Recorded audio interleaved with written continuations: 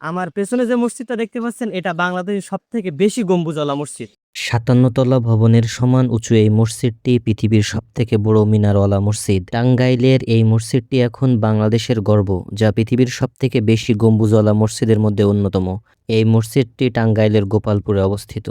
আমার পেছনে যে বড় গম্বুজটা দেখতে পাচ্ছেন এটা সহ এর চারপাশে ২০০টি গম্বুজ মিলিয়ে মোট ২০১টি গম্বুজ রয়েছে। এজন্য এর নাম রাখা হয়েছে ২০১ গম্বুজ বিশিষ্ট মসজিদ। মূল মসজিদের চারপাশে রয়েছে ১০১ ফুট উচ্চতার ৪টি মিনার। বড় গম্বুজের উচ্চতা ৮১ ফুট এবং চারদিকে ১৭ ফুট উচ্চতার ২০০টি গম্বুজ রয়েছে। এই মসজিদের দেয়ালে পবিত্র কুরআনের ৩০ পারা সম্পূর্ণ পিতল দিয়ে লিখে রাখা আছে। এই মসজিদের দেয়ালে যে টাইলস ব্যবহার করা হয়েছে এটা দেশের বাইরে থেকে আনা। মসজিদটি বানানোর কাজ শুরু করা হয় ২০১৩ সালে এবং খরচ হয় ১০০ কোটি টাকা।